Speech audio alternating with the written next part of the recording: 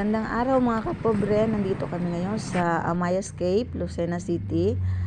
After kasi ng signing namin 8 months ago ay totally ay ma-turn over na rin sa amin ang bahay na aming nagustuhan noong pumunta kami noong February. So, halina kayo at samahan nyo ako. I-tutor ko kayo sa magiging bago naming tahanan dito sa subdivision ng Amayascape.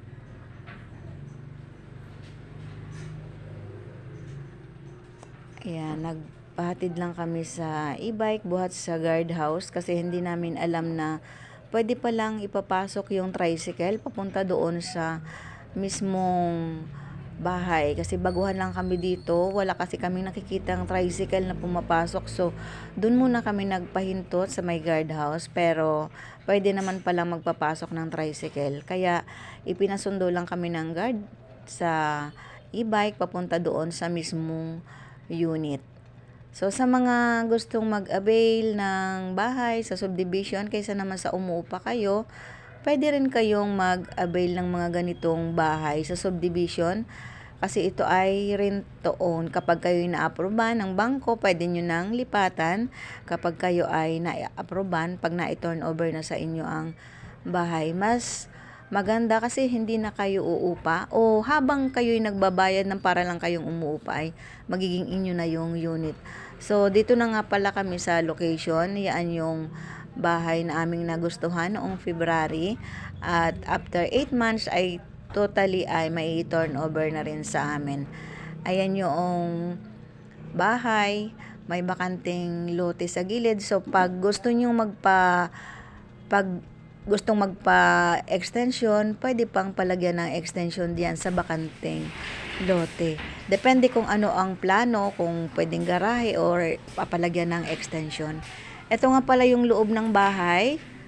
Napakaganda, napaka-presko. Bear type siya mga kapobre. At kung ano yung gusto nyong ipa-design sa loob, kayo na ang masusunod. Either kami pala, kasi kami naman yung may-ari.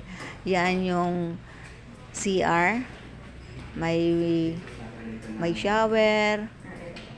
Yan yung CR. Tapos dito sa bandang likod, pwedeng magpagawa ng laundry area, pwede rin ng kitchen dito sa bandang likod. Yung loob ay pwede na nyo nang palagyan ng divider. Ito yung bandang likod, yung bakanting lote, kung ano ang pwedeng ipagawa, pwedeng plano yung ipagawa, pero napakalaki nung bakanting space. Pwede pang ipagawa na up and down yung gilid. So, pinagtanong naman kami sa admin na pwede daw lagyan ng itaas itong bakanting lote. Kung magpapagawa, pwedeng lagyan ng up and down yung bakanting lote. Pero yung nabuo ng bahay, yung nakita nyo yung buong bahay na hindi pwedeng galawin kasi yan na yung twin pad, hindi na pwedeng ipataas. Pero yung bakanting lote, pwede pang lagyan ng itaas kung sakaling ipapagawa. Yung bakanting lote na yan ang nasasakupan noong aming nakuhang unit. Paliyaan yung itsura ng loob.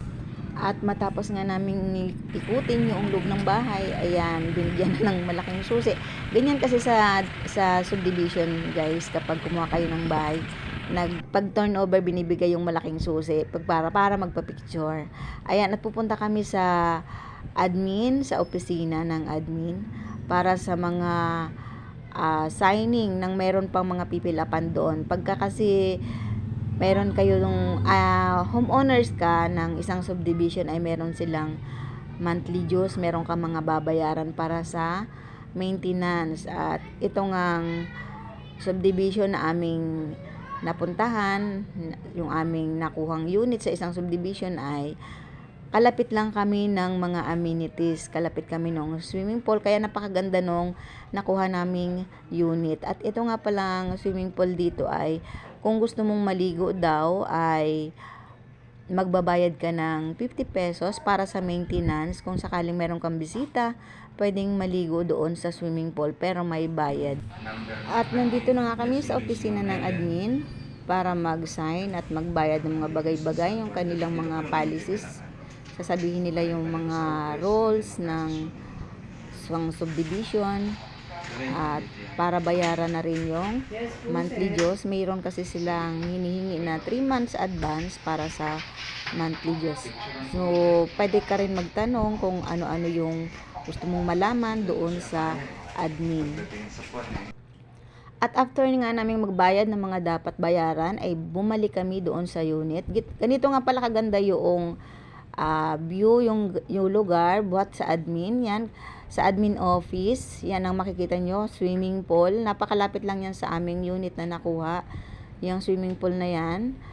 Tapos, kalapit din niya ng court. Kaya pag gusto mong maglaro sa umaga, kunwari gusto mong magpapawis, kalapit lang namin yung court. Kung gusto naman namin maligo do sa swimming pool, pwede rin, basta magbabayad lang daw ng 50 pesos para sa maintenance. Kunwari pag may bisita, pwedeng maligo doon, hindi naman yun pinagbabawal, basta magbabayad ng 50 pesos each. Kahit ikaw ay homeowners pa, magbabayad para daw yun sa maintenance. So, okay lang yan. Napakaganda naman ng lugar, napaka-presko.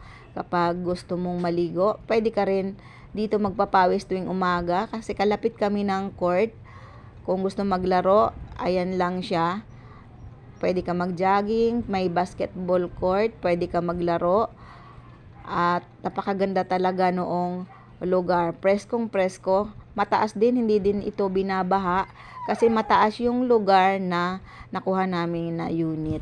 Kapag nga pala kukuha kayo ng mga ganitong bahay sa subdivision, kailangan ay tuloy-tuloy, once na ma-turnover sa'yo, once na magpa-reserve ka, tuloy-tuloy mong gagampanan yung mga bayarin mo kasi ikaw ay maglo-loan sa bangko ang magbabayad ng unit doon sa subdivision at sa bangko ka magbabayad.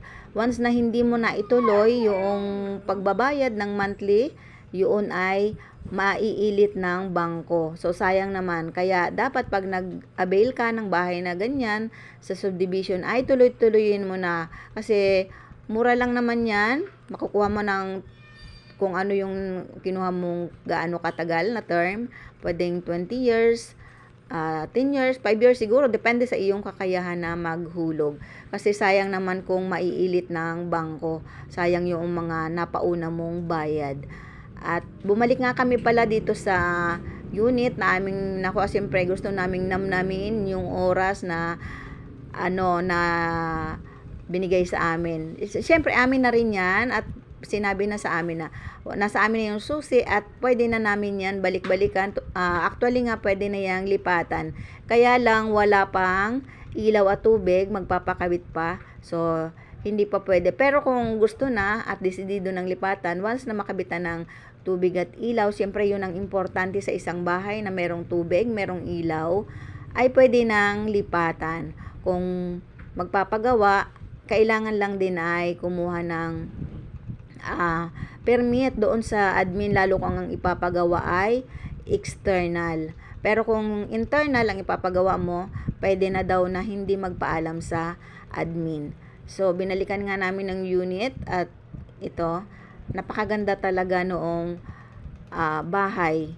So, sa maliit na pamilya o sa mga bagong magpapamilya, napakaganda ng ganitong lugar. So, ina-advise ko na kung ikaw ay nangungupahan din lang, mas maganda na kukuha kayo ng ganitong unit para habang nagbabayad kayo ay magiging inyo na yung bahay. Kasi sa panahon ngayon, talaga napakahirap magkaroon ng property tapos uupa ka ng bahay monthly.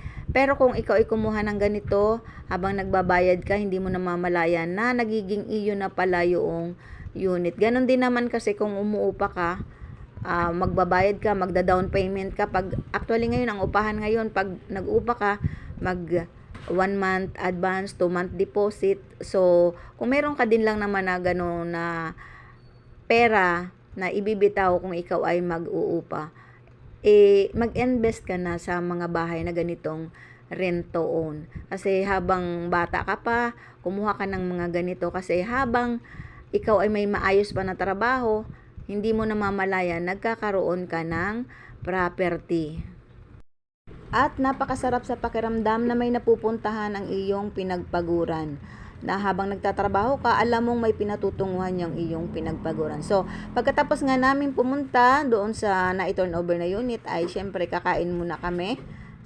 Yan nga pala po yung aking bunsong anak, at nung ako'y nag-uumpisa palang mag-vlog ay yan ang nag-i-edit ng aking mga video. Siya din po ang nag-post sa akin para mag-vlog. So, nung nag-umpisa po ako mag-vlog, siya ay elementary pa lang at siya po ang gumagawa ng aking mga video. Siya ang nag-i-edit. Yun lang po mga kapobre. Sana gustuhan niyo po ang aking video ngayon.